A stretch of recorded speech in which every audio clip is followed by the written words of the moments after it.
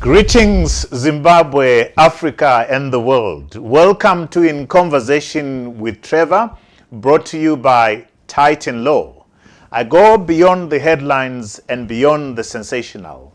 Today, I'm in conversation with Dr. Nkosana Moyo, academic, retired business executive, and the president of the Alliance for the People's Agenda. Enjoy this riveting two-part conversation.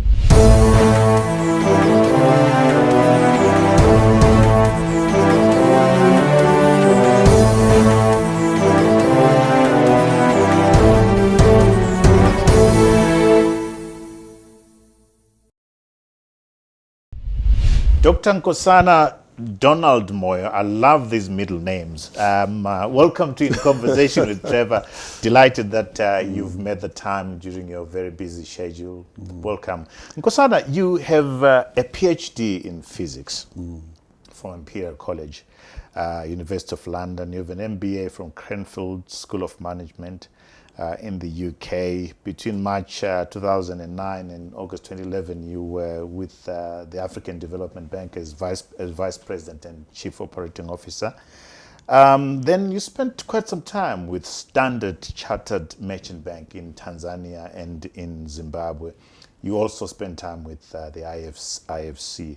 A lot of experience, a lot of insights from there. And I hope we get into all those. And you also, in 2018, ran as a candidate for the Alliance for the People's Agenda. You were Zimbabwe's Minister of Industry and International Trade. It's when I was looking at your profile and reading around where you've been and what you've done, it's a full life. I mean, it's almost time to say I am done. But that's what I keep saying to my family, by the way. I say to them, if I drop dead, don't panic. Yeah, I'm done. I'm done. But I want us to focus the conversation around, as far as you're concerned, what are the three most defining moments in your life? By the way, you're turning 70 in August. This year, hey? yeah.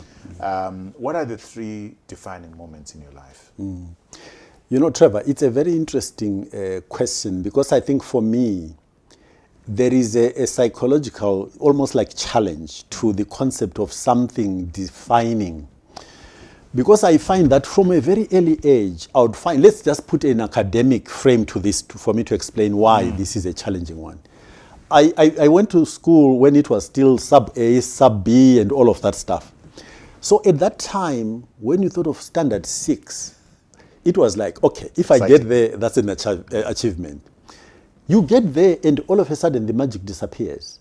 So all of a sudden, there is a new kind of apex to reach.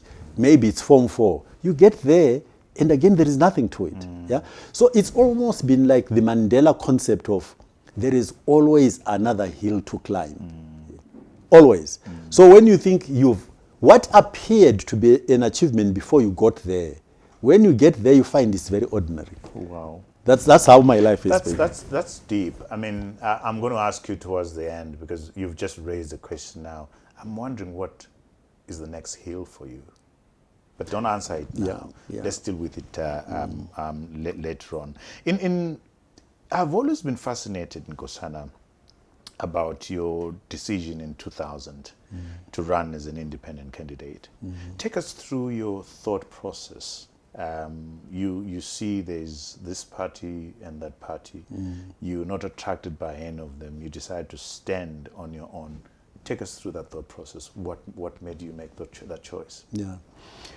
So I come from, I think, a very non-political background. So I'm not an academic, social scientist or politician. I think my politics comes from a lived reality, an observation of the world around me. Yeah? That's how I'm informed as opposed to schooled. And everywhere I looked at that time, so on the one hand, I could see that my country was not progressing as I think a lot of us wanted it to. We could see then that things were beginning to come apart more visibly than before. Then so you start engaging with the political process, And then clearly, hopefully, most of us would, you look around at things to learn from, examples to learn from. And what struck me then was everywhere I looked, in the world which was kind of equivalent to my world, younger nations rather than developed countries, yeah? And I observed that in every single case, the ruling organizations or parties were running countries for the party, not for the people. Yeah? And my simplistic analysis was that it would appear to me that people who claim to belong to a club or a party get actually subsumed or owned by the party and lose the context of the bigger picture. And in the context of a nation or a country, I think that's bad. I think if we're going to build countries that work for our people in an inclusive way, we need to find an answer to this challenge, that people who declare allegiance to a party, you will notice that when they debate, if you put a ZANU person there and an MDC person there, and to be fair to them, it goes for any other country. You can go to the US and look at the Republican. Exactly. We seem to get captured totally by this subset of our nation, as opposed to rising above that and saying, my agenda is for everybody.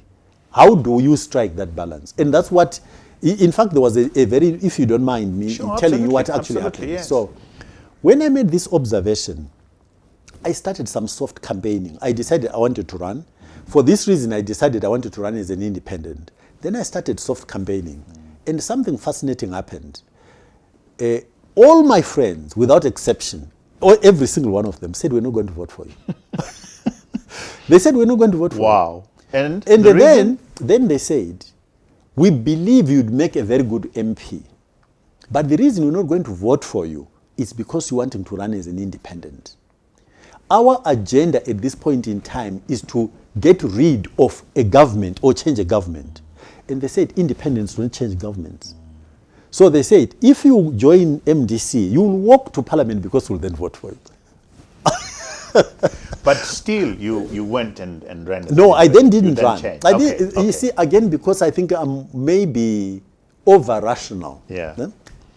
I could not deny what this feedback was telling me. It was very well structured. It made sense. But I could not reconcile it, however, with my own observation about capture by parties. So for me, the solution under those circumstances was just not to run. Rather than, I could not see how I could compromise and do something which I almost 100% knew that where it was going to go was not where I wanted to go. So with this evidence presented by your friends, how would you be able to change the system on your own without being part of a party that's going to end up owning you? What was your thinking there? How would you change it? You see, again, maybe it's simplistic, but I want to put it to you this way. I think like most things in life, if you carefully enough, you know the expression that there is no cloud without a silver lining. I think most constructs of a society present both potential and the dangers, most of them. So this issue of being an isolated president, actually in our circumstances in most third world countries, is not necessarily such a bad thing. You know why? Why? Because our societies are very hierarchical. Actually, the minute you are president, most of our people will rally behind you just because you are president. It's both good and bad. It's what produces the dictators that we experience, because it gets to the head of a lot of people. They start treating you like a god.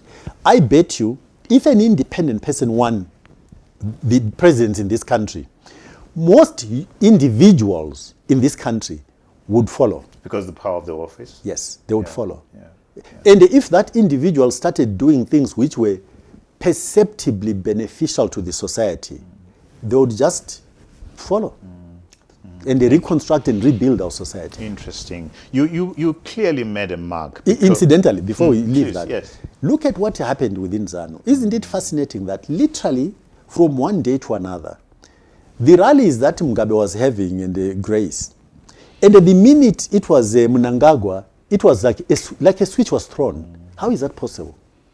It's frightening, isn't it? But it illustrates my point. Yeah. We just need to observe that and see how it can be used in a positive way. Like everything, like a knife. You can use it to kill people, or you can use it to perform an operation and save people. All these things, I think, are the same. There is no cloud without a silver lining. Do you choose the cloud, the dark cloud and thunderous disaster or destructive element, or do you choose to look for the silver lining and then take that and accentuate it? The other silver lining wouldn't it be to, if you can't beat them, join them? You know, again, let me tell you my other observation as far as that is concerned. Yeah. Even if you go to the private sector, companies, when they get into trouble and they want to change culture, they will go out and headhunt and find somebody. Studies have proven that more often than not, the individual who comes in gets changed by the system rather than the other way. True. Okay. Now, what prospects do you think you have of getting into something like MDC, to use our current examples, MDC or ZANU, and change it? What prospects? You'll have to be very strong-willed, visionary, take no nonsense, and I think the system will take you and spit you out. Your argument about people then rallying around you, people then see the change, the progress that you're making, and then they decide they're going to rally around you. That's my crazy idea. But you see, I think in this instance, unfortunately, you also have to accept that will be a threat to a lot of vested interests. True. And the majority does not have its hands on the levers of power. It's only a few. All of the things that are going on in this country, it's not because of the majority. It's because of a very few people, actually. And those few people are what you'd have to deal with. I was going to say before we went there that you clearly made a mark, because President Robert Mugabe then appoints you as the Minister of Industry and International Trade. What surprised you the most when you joined the government as a cabinet minister? Let's start before. Okay, let's start before, and then what surprised you the most? One day, at the time, I was on the board of Triangle Sugar with Simba Makoni and what's the Anglo company, Wattle company. Wattle company, yeah. So one day, my brother-in-law, Shingai Mtasa, calls me. And he says to me, do you know that you're going to be appointed as minister? And you didn't know? And I said, that's not possible because nobody has talked to me. And he says, I think it was either it was a Friday or Saturday morning. He said, watch the TV this afternoon, on Saturday. I duly did that, and I was duly announced as a minister. Wow. Nobody had talked to me. What did that tell you? Well, you know, we can rationalize post facto. So let me just tell you what then happened, and it will interest you. I think it will amuse you to some extent. So I get announced as a minister. I'm taken aback because nobody has engaged with me. I then try to get an appointment to go and talk to the president. And I get the runaround like you wouldn't believe. And ultimately, I think after at least a week, if not 2 weeks, Charles Wutete then facilitates and I get an appointment to go and see the president. And when I go to see the president, he is at ZANU head office rather than in the government offices. I go. As I walk in, he laughs. He says, we ambushed you, didn't we? he makes a joke of this. We ambushed you, didn't we? But then he quickly says, no, I'm joking, I'll explain. And he proceeds to give me an explanation. He says, you know what? I ran out of consultation time. And in light of what you've been writing, I've been writing quite a bit in the Financial Gazette about my thoughts, my views of what should be done and so on. He said, because of what you've been writing, which he claimed he had been reading, I figured that if an opportunity arose for you to save your country, you'd accept it. That was his reason. Wow. So he said, are you prepared? So I said, Mr. President, let's hear, make me an offer, then I'll consider. Talking like a private sector person. But of course, that's our, Yeah. And he proceeded to tell me that he was going to do something different. And I don't know whether you remember, in that cabinet, there were 8 of us who were not elected, who did not come from being elected through the system into parliament. 8 of us went through that 12-seat system where you were made a member of parliament because he had selected you to serve. 8 of us in that cabinet. Technocrats, you were called. Supposedly. So that's, and he said we need new blood, and like I say, you've been writing things which are of interest to us.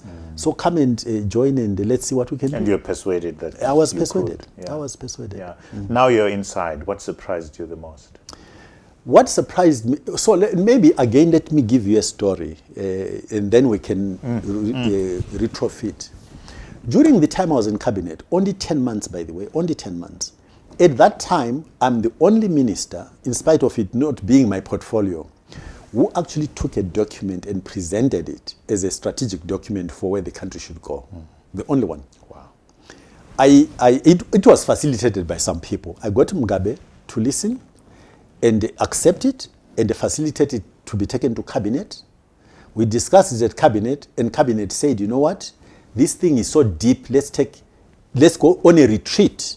And we went to Darwindale on a retreat. We discussed it and it was accepted.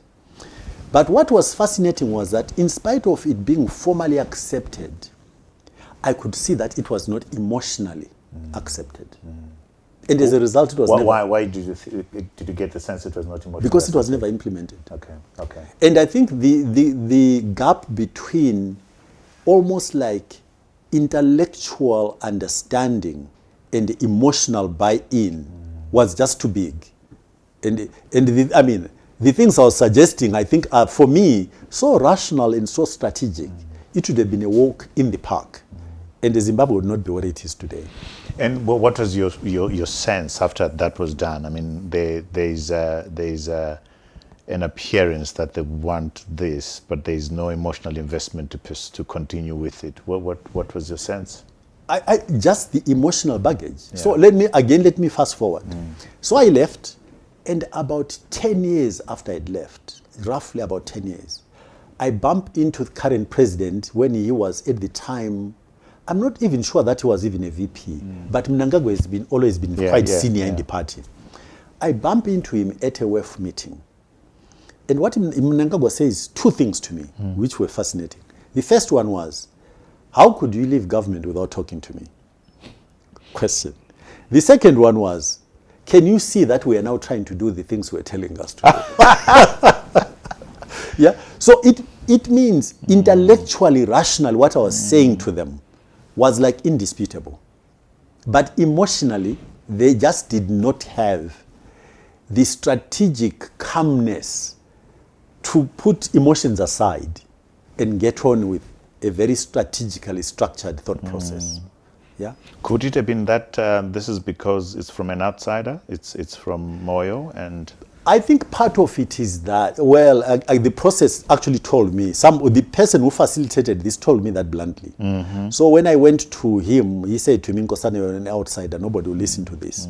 So he gave me a strategic way to get it accepted. Go to so-and-so, get them to, he said, teach them, get them to understand, come back to me, and once both of you present back to me to demonstrate that they've absorbed and understood it, I'll facilitate for you to go to Mugabe. Then Mugabe the rest will happen. And that's the way so that was already embedded in the situation, i.e., I was never going to be able to sell it on my own. So I was given somebody who did the sort of necessary to make it look acceptable. You wonder how many plans of this nature are lying around. It speaks to the nature, the architecture, the process of policy making and implementation, and perhaps, explains why we are here as a I think nation. you can go all the way back to Chidzero. Yeah. Chidzero, I think, was a smart man, and he had the international networks to be able to make this country work. But I think what he was putting on the table was probably, again, intellectually understandable, but I don't think there was ever an emotional buy-in which allowed ownership. Because if you don't get to own, you'll never implement successfully. So yeah, I think there you are. Interesting. And so you lasted 10 months. 10 months. Before I ask you why you left, take us into the relationship that you had with Robert Mugabe during those 10 months. What was this man like? Your own personal experience. It can only be my view in the Sure. sense that I think President Mugabe was a very difficult person to read. If ever the expression of a poker player had validity, it applied to President Mugabe, because my last interview with him was a very good illustration, because I said something which was, I think, quite provocative at a very personal level. And he sat there totally expressionless, totally. Did not give me a comment to what I had said to him, but did not indicate he was annoyed either. He was just totally expressionless. So I think what I'm going to say is my perception, which may very well be way away from what the truth was from his perspective. The impression I had was that President Mugabe respected my mind, and that he genuinely wanted to engage with it. But I also felt that unless you manage to strike a note which aligned with what he wanted done, he would hear you, he might even be persuaded by it, but he would not necessarily firstly show you he didn't like it, and second, it just would not happen. It just wouldn't happen. So you would listen? He would listen. And if I went to cabinet, and for whatever reason, which happened a couple of times, or a few times, if I went into cabinet and sat through just listening and choosing not to say anything, he would always ask. He wanted to know what my thoughts were.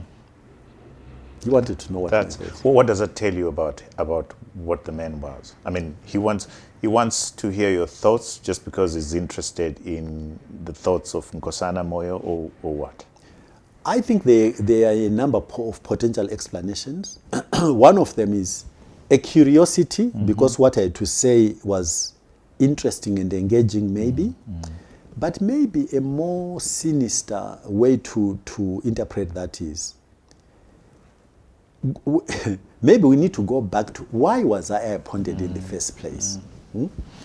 Was I really, remember I was not a ZANU person. No. I was an outsider. Was I appointed as a preemptive move, or genuinely to benefit from my thoughts? I don't think we should how can I put it, not factor into our consideration the possibility that my appointment was preemptive. That actually, because of the noises I was making, the thought might have been, if we don't get him, either he will cause problems out there where we can't control it, or he might even join the opposition. So if that was it, it was more a containment issue. If it was a containment issue, my ideas would continue to be, they would want to know in order to manage. Okay? Not necessarily to do anything about it. But from what Mnangagwa said to me those many years afterwards, it may be retroactively, post my time, they began to engage with these ideas. Maybe not at the time they were put on the table, but post facto. Those ideas, And so 10 months, what made you leave? What made you decide, no, I'm out of this place? Because my assessment was that there was absolutely no difference I was going to make. Yeah, I was there, like I say, you could interpret it any way you like, but I could be using state resources, but there was no seriousness given to what I was thinking. Maybe I need to give you a very concrete example, which was a very interesting one. I can't remember. It would have to be about April 2001. Because I was the Minister of Industry, I hosted a delegation from China. Because they'd built a cement factory here. Remember? Yeah. And they wanted to pay a courtesy call on the president. We did that. And then after the courtesy call, I then said to the president, I would love to have some quality time to come and talk to you. But I would prefer if it wasn't during the normal working time, because I really want it as quality time. And then it was just before independence celebrations. The president said to me, actually, tomorrow after the proceedings at Heroes, I think it was National Sports Stadium. I'm going to be in the office. So come, let's talk. Which I did. And we must have spent about a couple of hours together. And my proposition was a very simple one. I said to the president, Mr. President, I think that you've made your point on the land issue. I think we need to move onto a different gear, which is strategic, but also mobilizing of all the resources that we need at our disposal. And I said, I think the way to do that is to appoint a white commercial farmer to be Made's deputy. Yeah? And I think what that will do is to galvanize the white community to feel that the solution we need is not going to come from one side imposing it on another, but from both sides collectively as a society that wants to build a country together for all of us. I say that's one element. The other element, we need international support and cooperation. And I can guess that move will also achieve the same.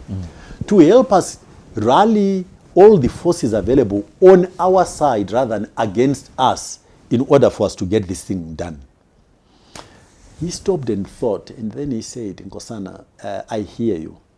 There is only one slight problem.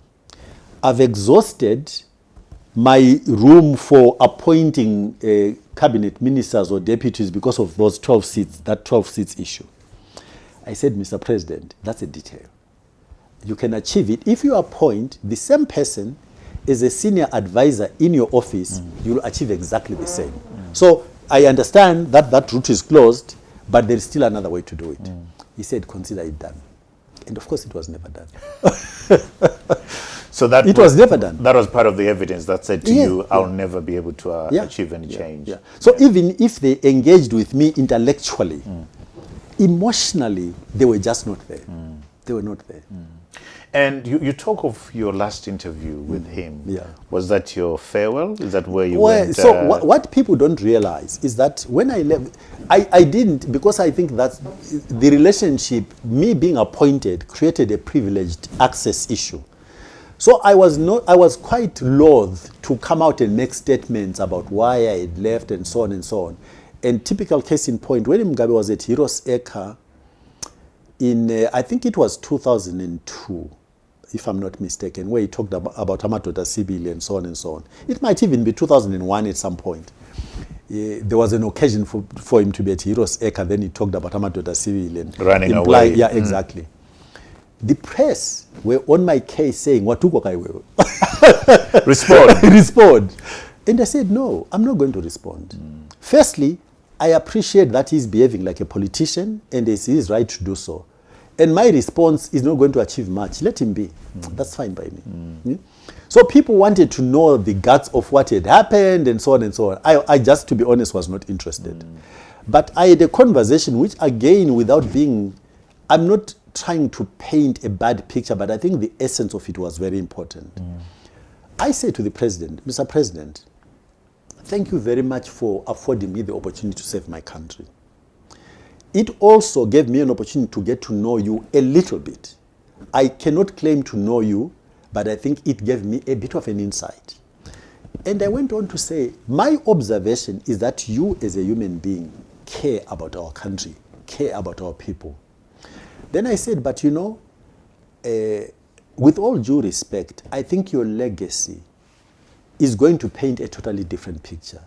The facts on the ground are going to make it appear that you did not care about people. You did not care about Zimbabweans. You know, for me to be saying this to the head of state, face to face, And one on one. It's just, one just on the one, two of you. one on one. This is where Mugabe looked at me, poker face, said nothing. Nothing. And we moved on.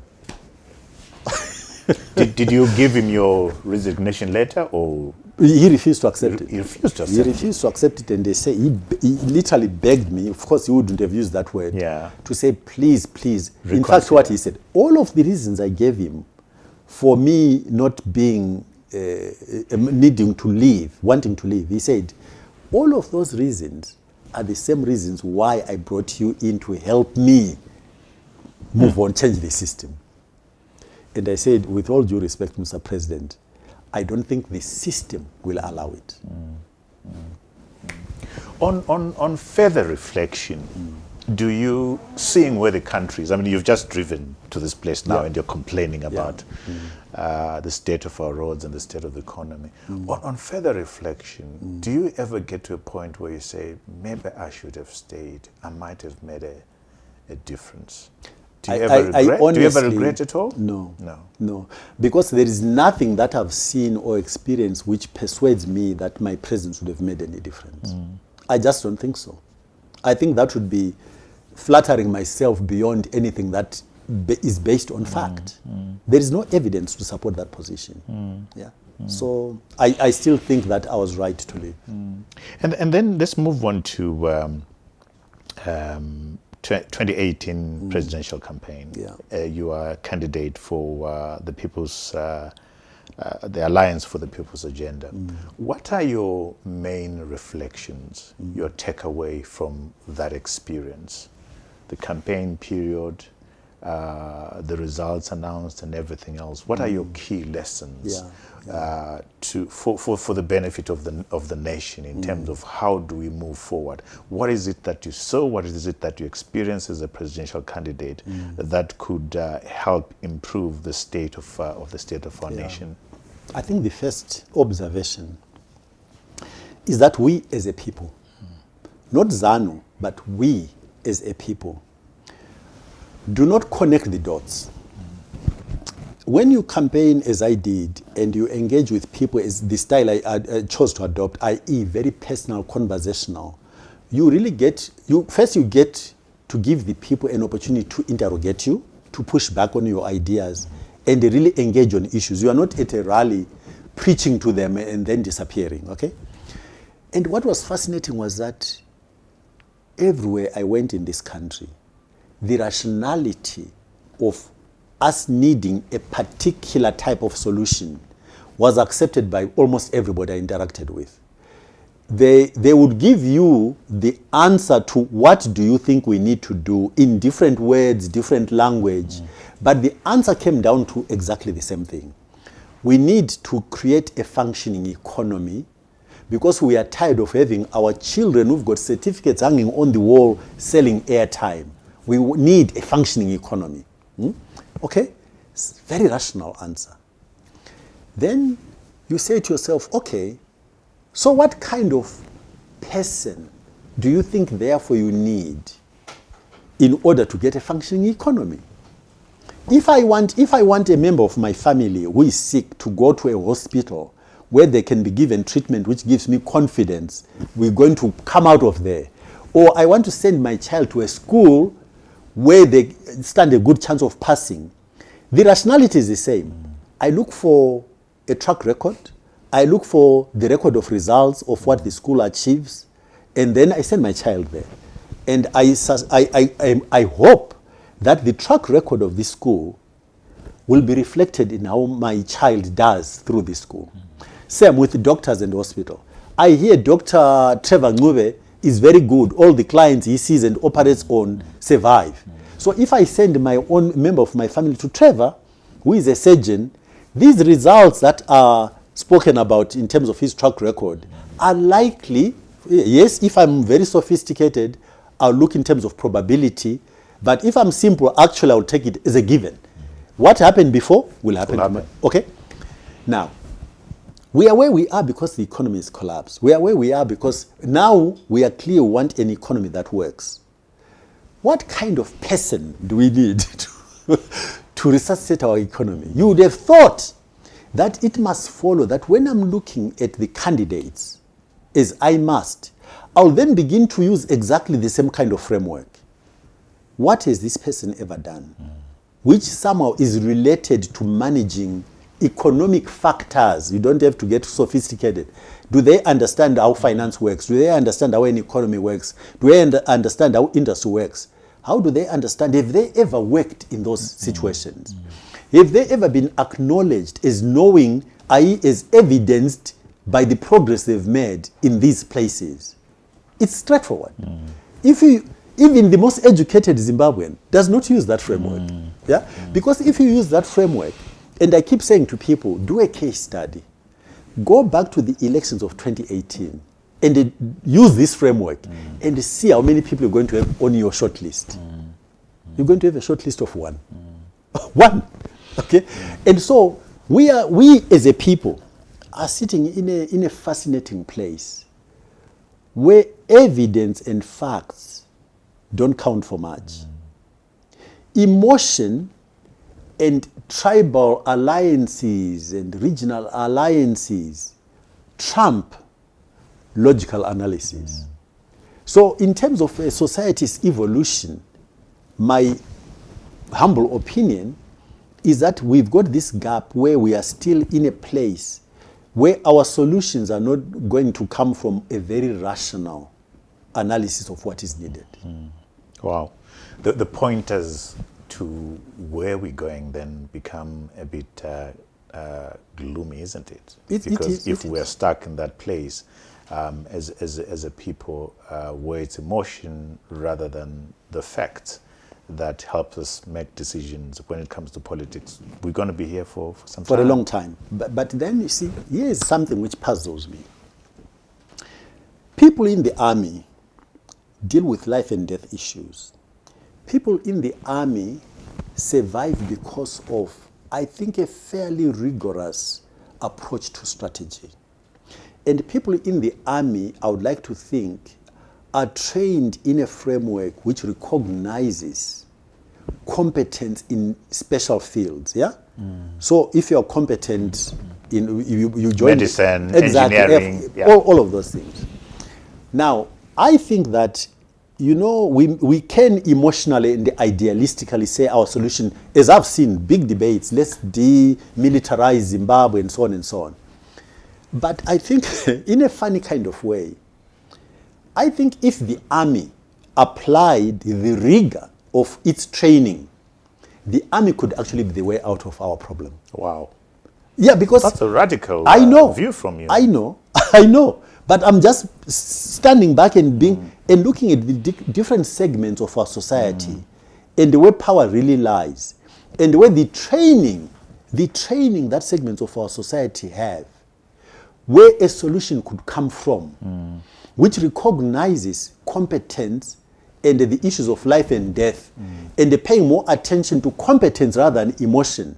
You don't survive in the army by being emotional. No. You know that if I am in a unit with Trevor, Trevor's ability could be what saves my life. So I'm not going to appoint Trevor and be in a unit with Trevor because he's my brother when he knows nothing. Yeah?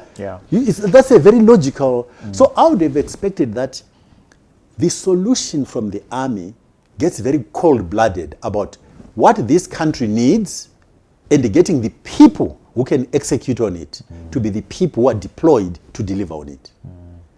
But for some reason, even there, we are not getting that.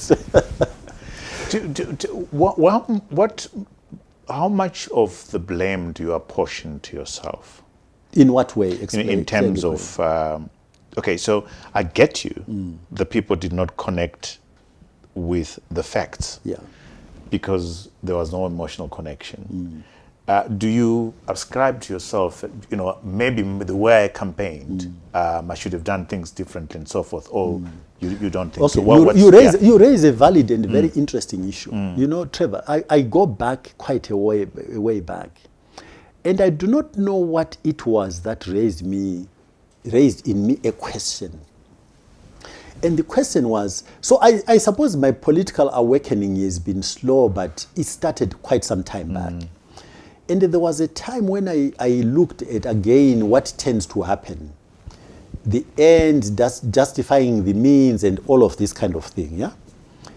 And in that framing of the ends justifying the means, you would come to the conclusion that you, Nkosana, want to be head of this country. You need to connect with where the people are. If they want a rally, give them a rally. If they want T-shirts, give them T-shirts, okay? Okay. That's logically. Yeah. Yeah. And then the question you then have to ask yourself, or which I asked myself, was, can I put my hand on my heart and convince myself that if I used a method that I'm not convinced about, but which gives me the result, that after getting that result, I'll change back to be who I am? Can I? And my answer was no. No, because you're not being authentic. Yeah, my answer was no, and so I'm not going to do it. Tell me, Nkosana, do you think that your being a scientist, has it helped you being a politician, or has it hurt you? I don't want to be a politician.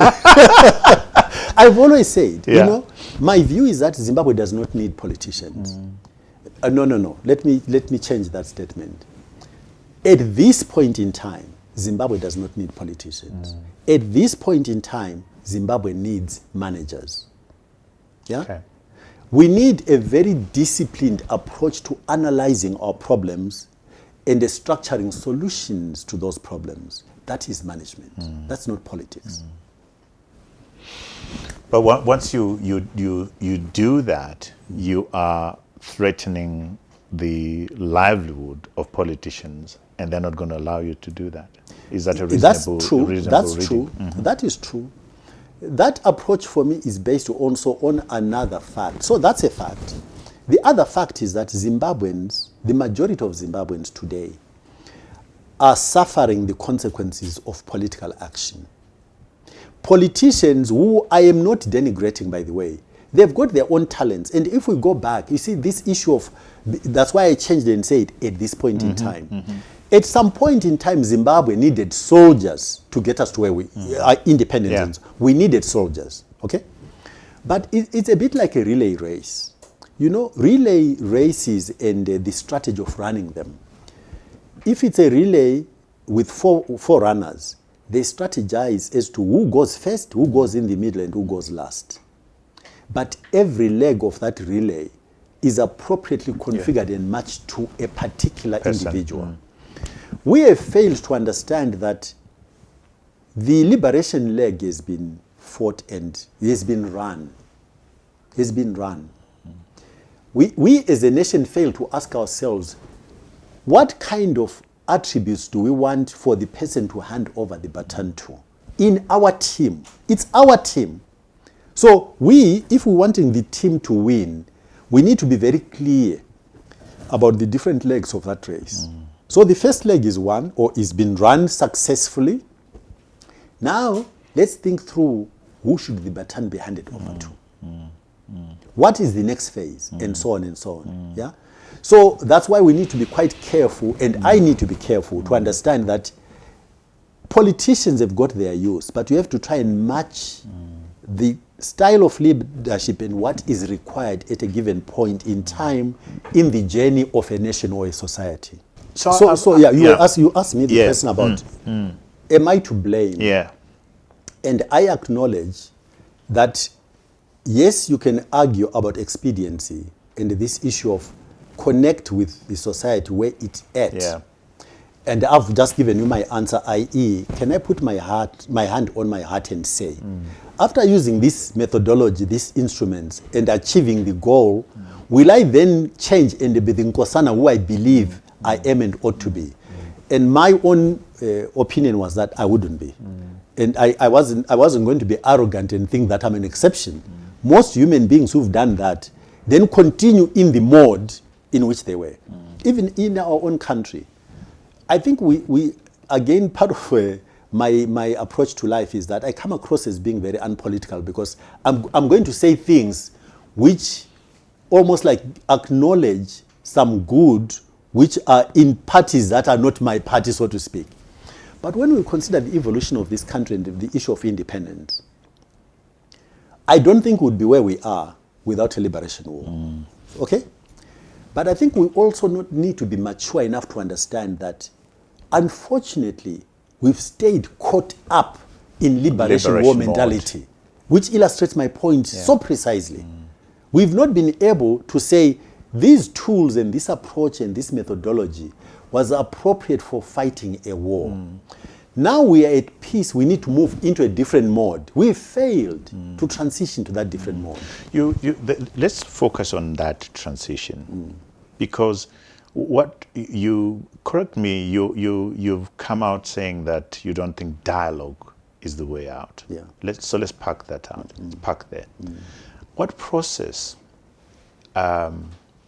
is going to move us from this liberation mode, this economic collapse, political bankruptcy that we are in right now, to this space where we have managers running the economy and the country in a competent manner?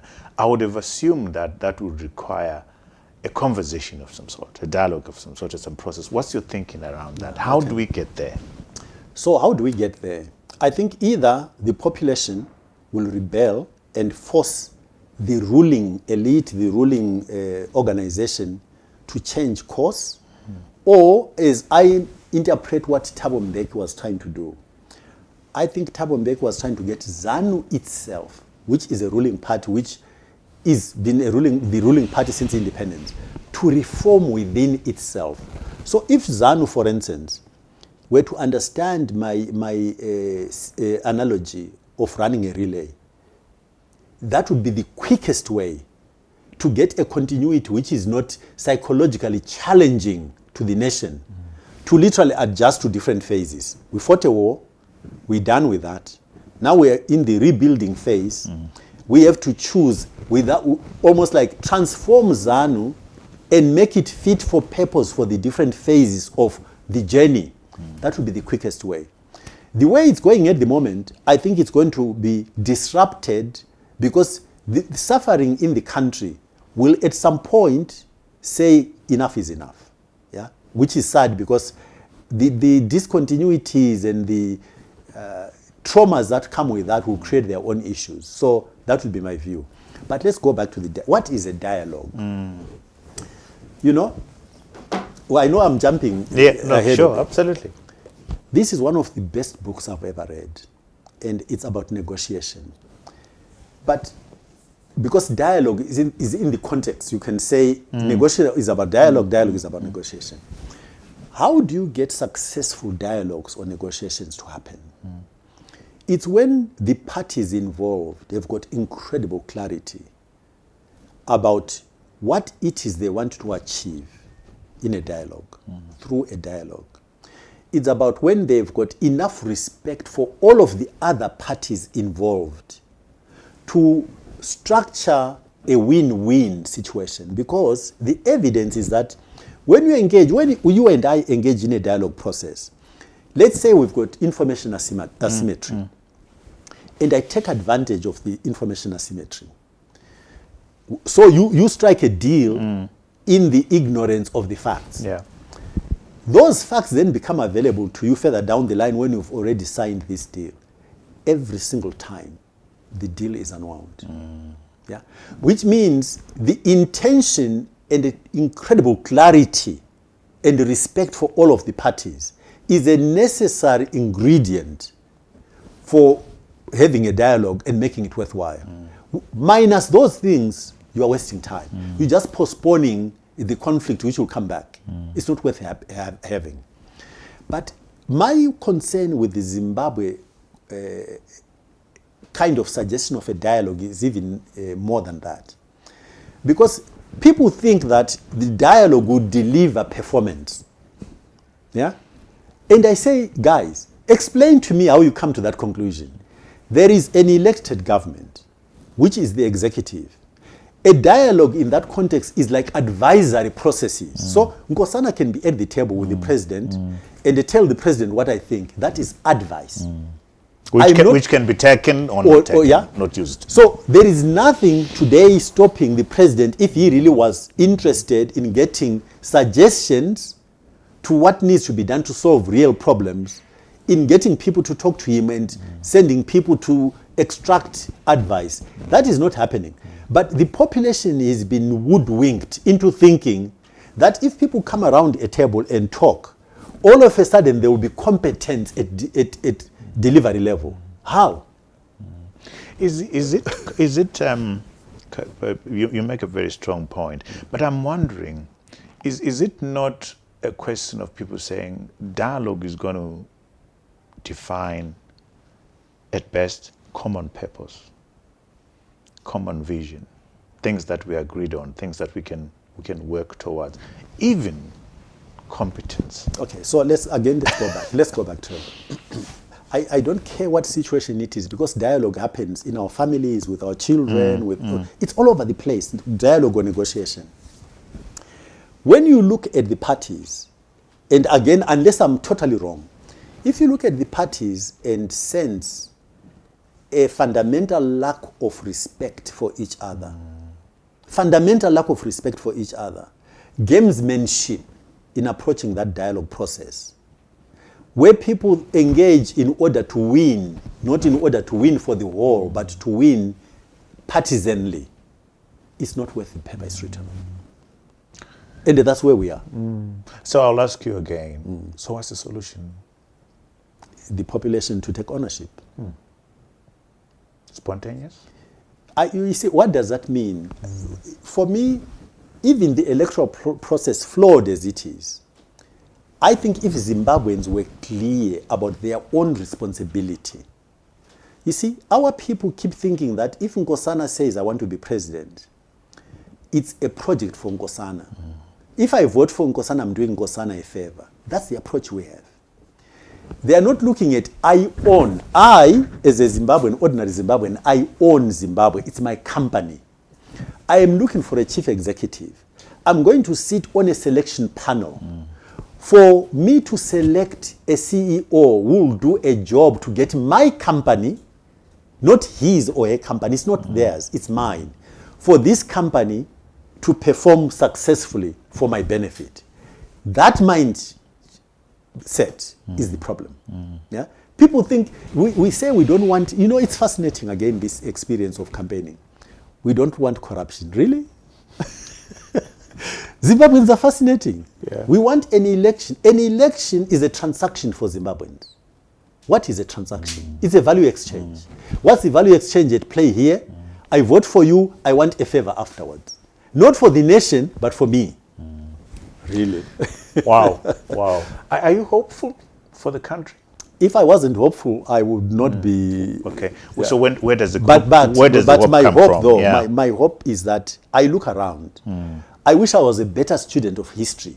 So in other words, in my studies, not that I wouldn't have done physics, but I wish, because the structure of my degree actually allowed me a lot of latitude in terms of course units I could put in there.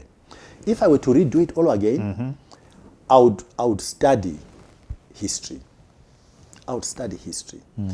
Because I think that part of what we keep doing is we are not very good at understanding what has happened before us in order to extract lessons from it, which we can then say, okay, this happened, and from a causality point of view, these were forces at play. If we want a different result, we need to change the configuration of those forces. So my approach now is that I look at the world we admire today. If you now put this historical eye and look at their history, not a single one of them has not come through some nonsense similar to ours. Not a single one of them. So realistically, what is my role in the evolutionary journey of my society? It's for me to contribute on that journey and accept that I may never run this country. But does that matter? The answer is no, it doesn't. I need to create a momentum in a particular direction where other people can buy in and continue to build that momentum until my society hits a tipping point to change to something else. That is what has happened with every single society, the societies we admire today. Just look at their history. Just look at their history. I mean, but our challenge now is that we want it today. Nkosana wants to run in order to be president, rather than to continuously put out a thought process which shows things can be done differently, and accept that the realization of that thought process could very well be 2 generations down the line, but it's still worth it. But that requires patience. We have to be. It requires vision. We have to be. Yeah. To round off this bit about our politics, are you going to run in 2023? APA is going to participate. I keep answering this very carefully. I'm not a dictator. Yeah, APA is going to participate. APA is going to participate, but APA might very well come up with a different candidate. And if that happens, I'll continue to support APA because of the values that we stand for. That hopefully will continue. And for as long as that is the case, I will be a member of APA and support whoever the candidate is. Thank you for watching part 1 of the conversation with Dr. Nkosana Moyo. Don't go away. Join me for part 2 of this riveting conversation.